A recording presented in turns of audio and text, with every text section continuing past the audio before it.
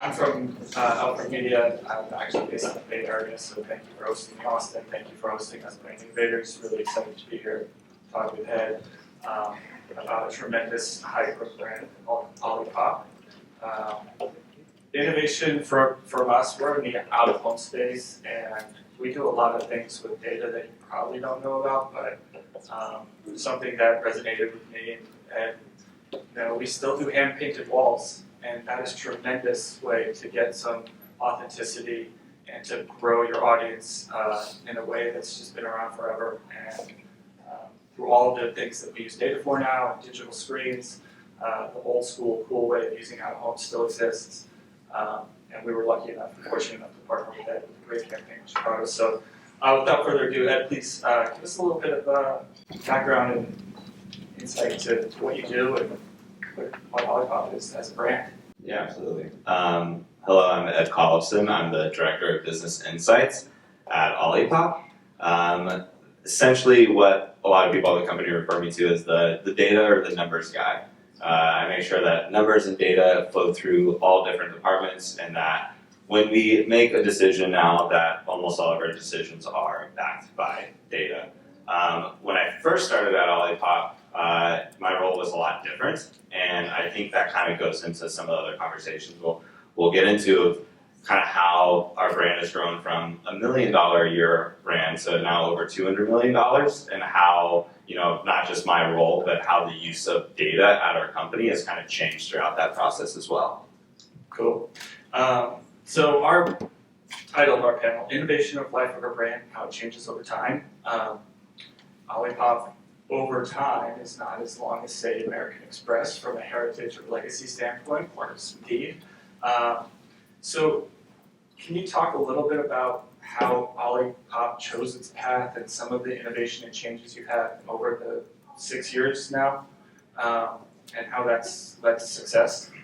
Yeah, absolutely. I think especially when it comes to food and beverage brands, most brands start out in the natural or specialty segment, and you don't really reach the mass consumer. Just by raising hands, who's heard of Olipop in this room before? Yeah, amazing. If I would ask that 3 years ago, maybe 2 or 3 people would have raised their hands.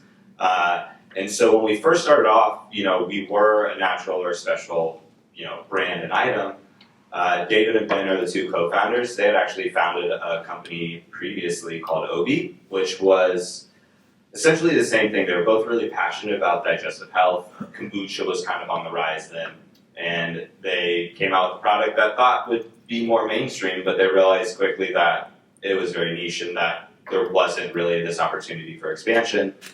What they realized was, hey, digestive health is this trend that's going to be a hotter trend over the next 10 years, but you have to have the right type of product and packaging to go with it. So here comes Olipop, right? We call it the Trojan horse. It's got a lot of health benefits to it. I call it not just a better for you drink, but a healthier for you drink. There's a lot of fiber, there's a lot of prebiotics in it, but most consumers probably don't know that.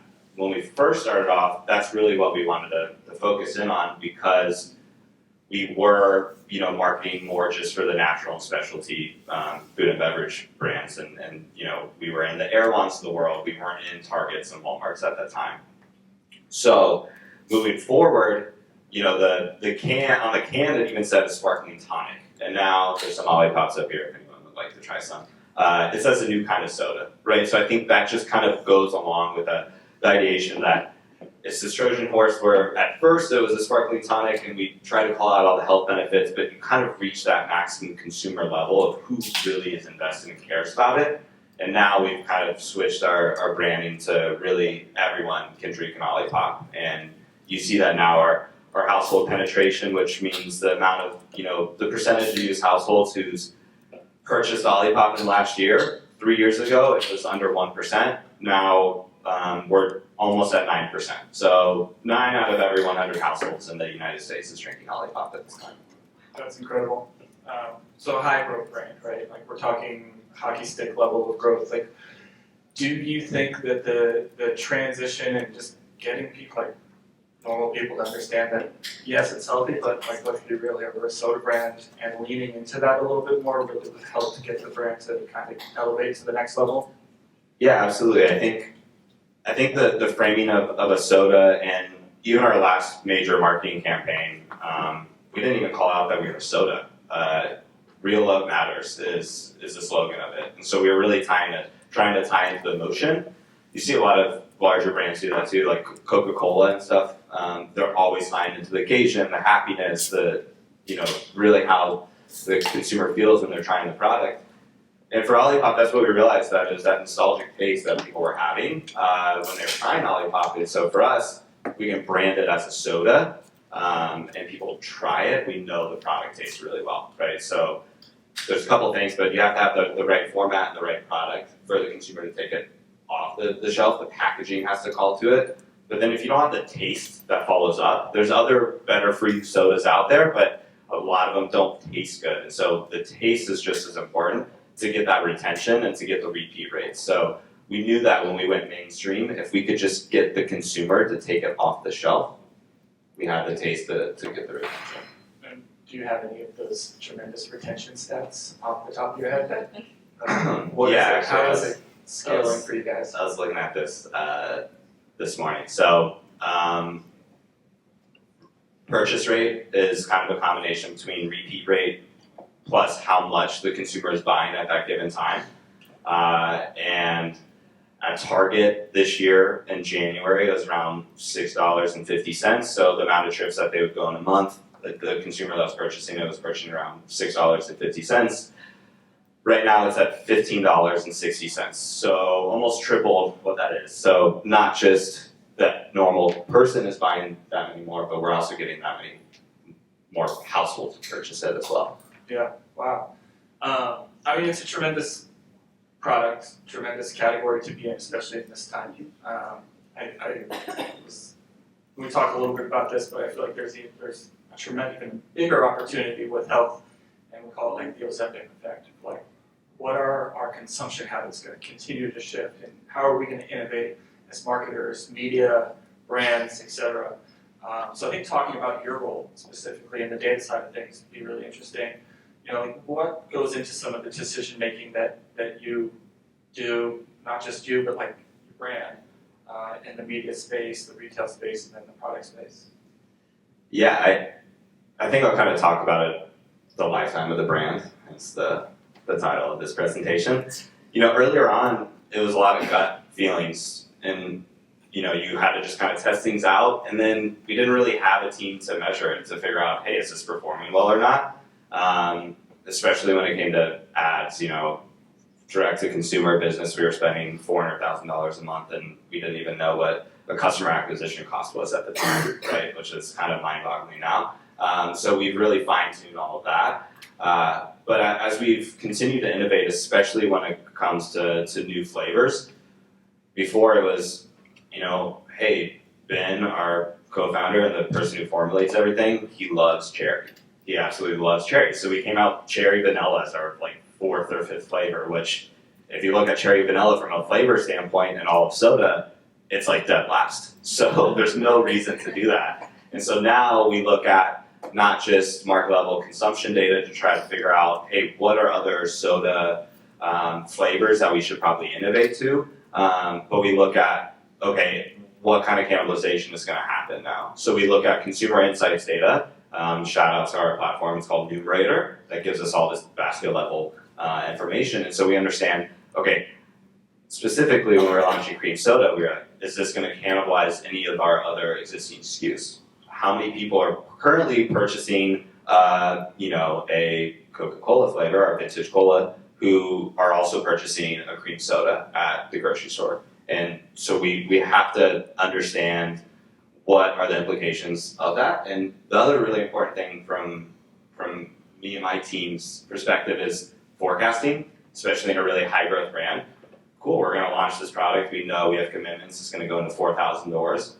Well, we also have to estimate what the velocity turns are going to be. And so trying to figure out from consumer insight data which item is most comparable to it to then forecast against it. That's interesting. I mean, think about who you're up against in the soda world, it's massive, right? And it's almost mind-boggling and overwhelming to think in that capacity. So you have to think probably more along the lines of like other high growth brands, other categories. It's a crowded space. Can you give some examples of like how the data has pointed you directionally to kind of where you want to play against and how you want to build out those models? Yeah, so I mean, obviously we're competing for soda space, but we don't really view Coca-Cola or Pepsi as a direct competitor at this moment. You know, they're $10 billion brands, and some of the retailers we're in. But it's a good understanding of kind of some of the macro trends that are happening from that. And I'll give this example. Our PR teams will be happy that I'm saying some of the stuff. We just launched mini cans, 7.5 ounce cans at Target in 4-packs. So you guys should go to Target and buy them. They're really cute. But you know, soda in the last year is up 10%, and it's a $35 billion category. So 10% on that is massive. If you dive into the numbers, a lot of that growth is actually just from them raising the prices. Unit sales are actually down. So it's inflation that's causing it. If you take one further look into it, you'll see that 12-pack, 12-ounce cans, which in retail is the #1 product, is also down. What's driving a lot of the growth is 7.5-ounce mini cans are up 30% and have the highest velocity growth as well. And so when we were looking at some of that data, we were like, wow, okay, consumers are wanting a smaller can size. Is it, you know, then some of the other consumer insights we had to dig into is people buying it for their kids? Are they buying it because they just don't want, 12 full ounces? A lot of people only drink half of it. Are they more concerned about calorie count? Are they more concerned about sugar? And so we partnered with Target on this opportunity because we were trying to figure out, why is it? Is it kids? Is it the consumers want this? And so we just launched it a couple weeks ago, and early indications are that it's actually outperforming some of our other 4-packs so far. So it's off to a hot start for sure. And then, you know, in terms of our own growth, and I always think back to forecasting because it's one of my primary roles as well. You can't really look at a Coca-Cola because if you look at them, it's very flat over an entire year, right? They're a very mature brand. You won't see a lot of high growth. Some other brands that we like to compare to, Celsius, Liquid Death, one of our competitors that I'm not going to say the name of, and Body Armor is another example. And so we try to understand what those growth rates look like, and you know, they're a little bit ahead of us on the curve in terms of age, but we can kind of understand, okay, when they were in this many doors, this is kind of what their velocity was, and this is what their growth trend looked like. And just another fun fact, since I'm a numbers guy, Celsius did $130 million in sales in, I want to say, 2020, and they were in 90,000 stores. Olipop this year is on track to do well over $200 million in retail sales, and we're not even in 30,000 doors yet. So the opportunity and the focus for us is still really, we have a lot of distribution opportunities here in the United States, and we're really trying to focus to optimize that. Yeah, that's tremendous. So you're in the data side of things, fairly nimble team. How is the cross collaboration between teams, and like in a high growth company, and anyone that's been in the startup world, you know that decisions come fast and sometimes they break things. Like, how do you work cross collaboratively with the teams, and how often do they lean into you to be like, okay, is this going to guide us, or is this, you know, talk a little bit about some of that. Yeah, every day, multiple times a day. So kind of put it in a visual perspective, my team, I guess you could say, is kind of a satellite that sits between marketing, finance, operations, and sales. And so the way our team is currently designed is that we have people kind of leaning into each one of those branches. And so when there's a marketing campaign that's going on, like the out-of-home that we're currently doing in Chicago, we're like, okay, this is awesome. We have to understand from a return on investment, we have to talk to finance, understand what that budget is, how much we actually spent on it. And then marketing's like, hey, we're creating our 2024 plan for next year, and we want to do 6 or 7 different out-of-homes. They lean onto us to figure out where should we do those out-of-homes. And so do we want to do it in places that we're overperforming? Do we want to do it in places where we're underperforming? do we want to do both to test it out? And then off of those tests, we can kind of see which one works the best. And then we have to give an estimate to operations of, hey, we have all these retailers in Chicago, for example, and we're going to see this type of lift against it. So we have to forecast against that from a supply perspective. And then from a sales perspective as well, we're giving insights of exactly which stores to be hitting to the field sales team to try to get secondaries and other displays while we have this out of home. So that's just kind of one example of how my team kind of sits in the middle of all these other departments and how we would operate a major marketing initiative like the out of home that we're doing. So in the leaning into your team to make some of those decisions, and I'm sure that also ties back to like the creative has to help. And so some of that decision making, the campaign is nostalgia.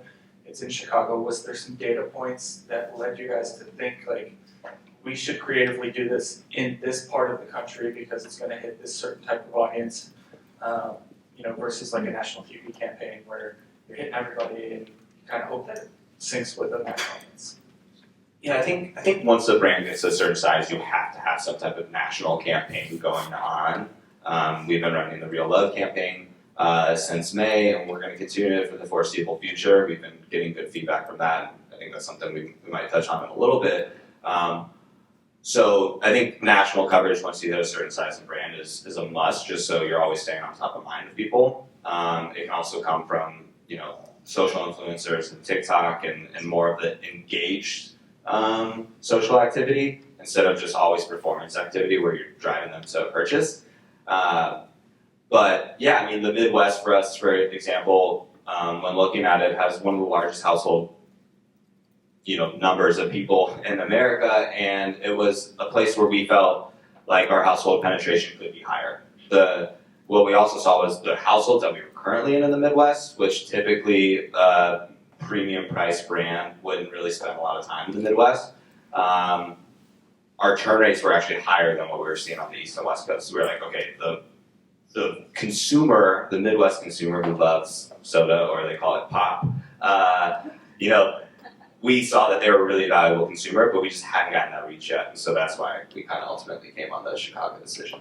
Yeah, I was going to say that it kind of helps that your name resonates with the audience in the Midwest. That was a learning experience for me with my family in Colorado. The roof and pop. Two things that I was like, I'm from Boston, so I was like, what are you talking about? He's also from the Northeast, but he'll have a lot to talk about to anyone who's from San Antonio. So yeah, the national campaign, you partner with a celebrity. It's a big step, right? Because that comes with a certain cost that is added on to, and then is that going to be a hit and authentic with our audience? And is it going to create, the love? Are we in the friend zone? Are we going to be in the love zone? Like, where are we going to be as a brand? So, how is that? You say you're going to do it again. Like, how is that performing for you for the year? And you see that, continuing is something that you go into next year and change I guess the direct question to you is like the data from that campaign, is it going to drive some innovation or a different direction as you look ahead to the future?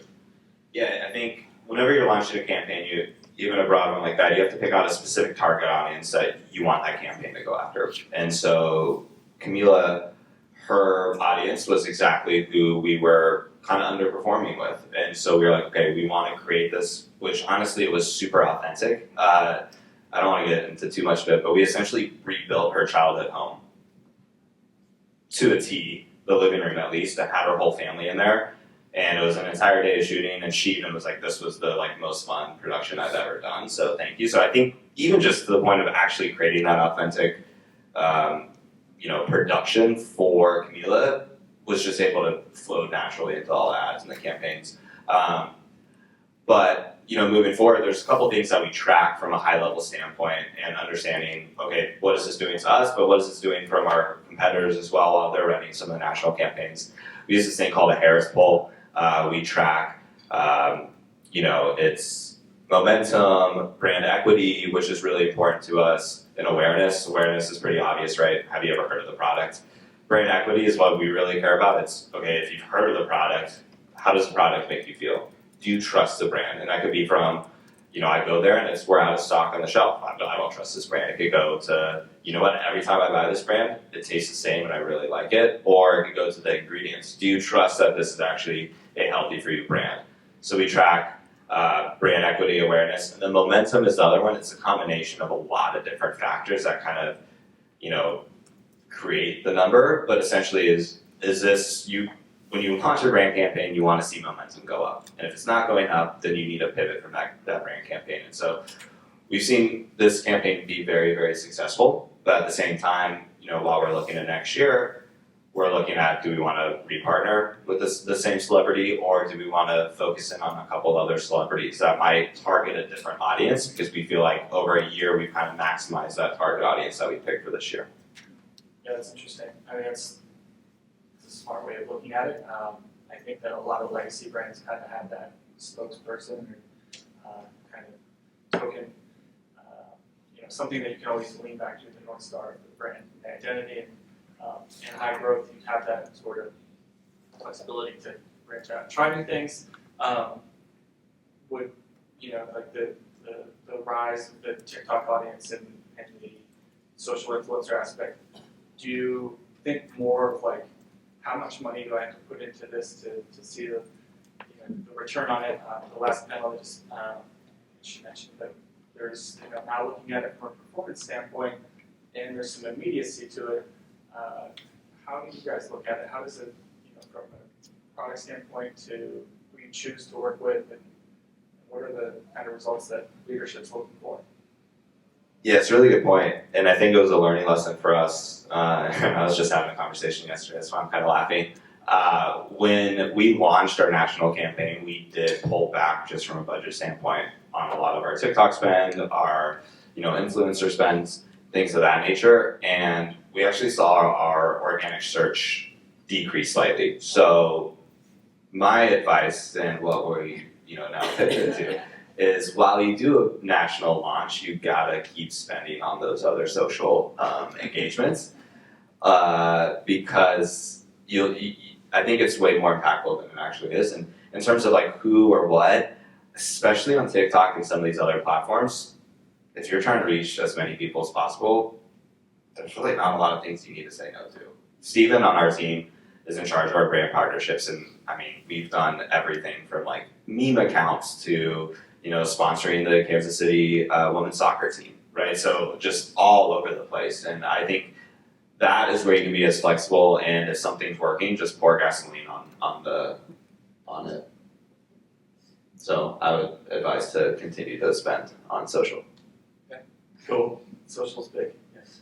And we'll continue to do it. So, great. So previous experience, you've spent a lot of time in the beverage space, CPG space, D2C.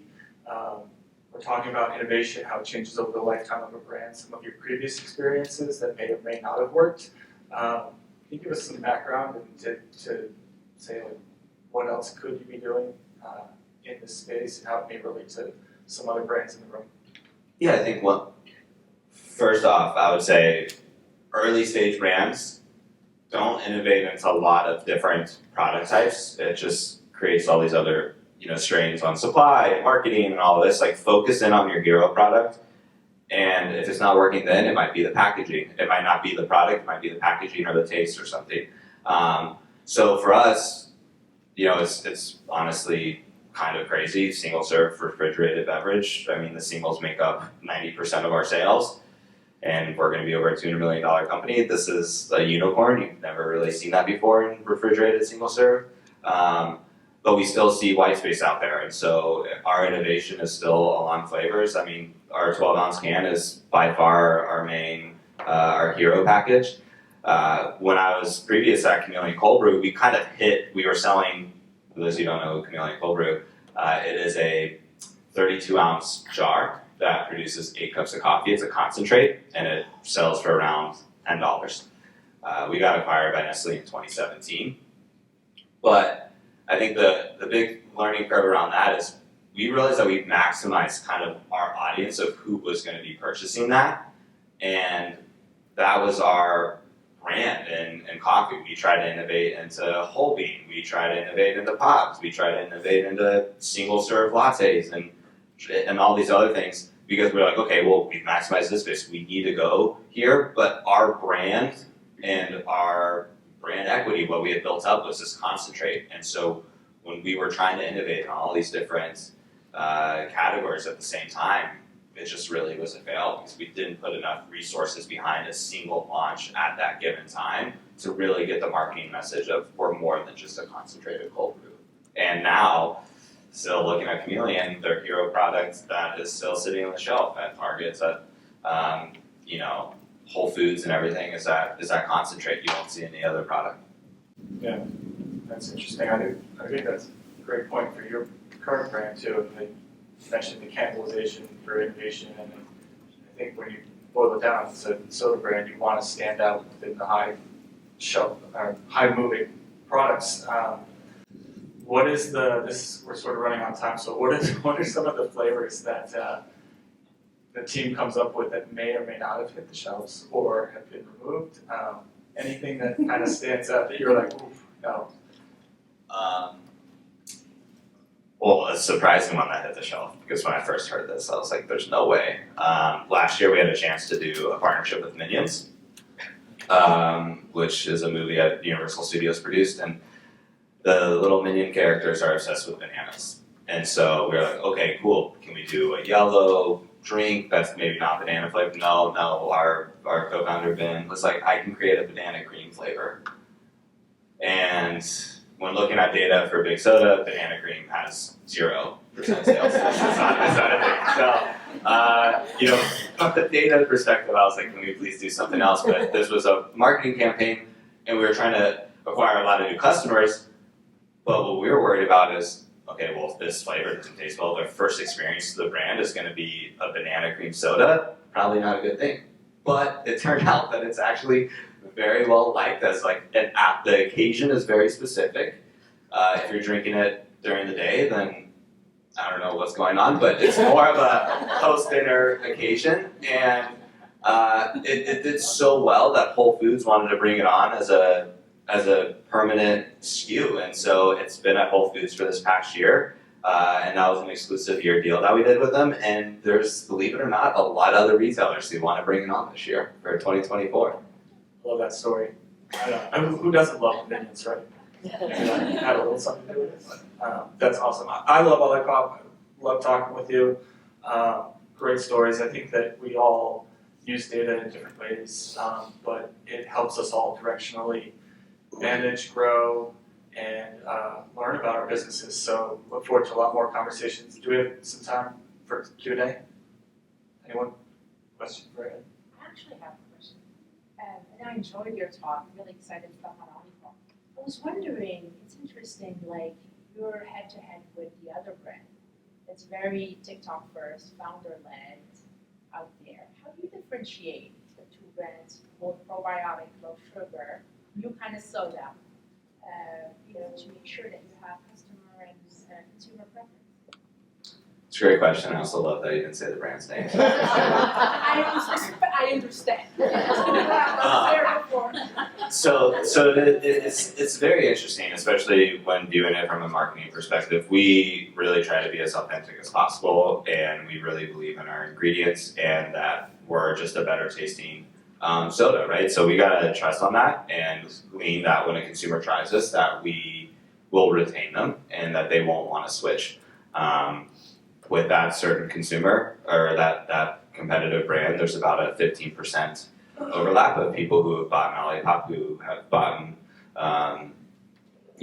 the other brand. And the other interesting thing is from a retail perspective, they are ambient. They don't have to be refrigerated. We are refrigerated. And so for a lot of people, we actually have different buyers when going into retail to present it. And so a lot of the times we don't even have to include them in our data because they are not a direct competitor to us on the shelf. But from a messaging perspective and everything, they are. So we do track them closely in a lot of ways and have to understand where they're being successful, right? What can we learn from them? It's not always just trying to outperform them. It's, hey, what are they doing that's really well? And one thing is promotions. They have a massive lift on promotions. And the reason for that is they're able to have a lot of products, right? They can do a pallet drop where they have all these cans that aren't refrigerated.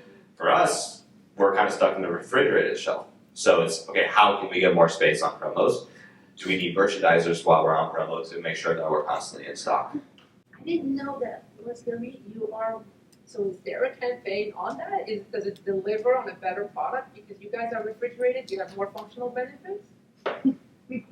I just wonder. No comment. More complexity though in terms of logistics. I can talk to you off the record. All right, I think we have lunch next, so thank you, Ed. Thank you, Amy.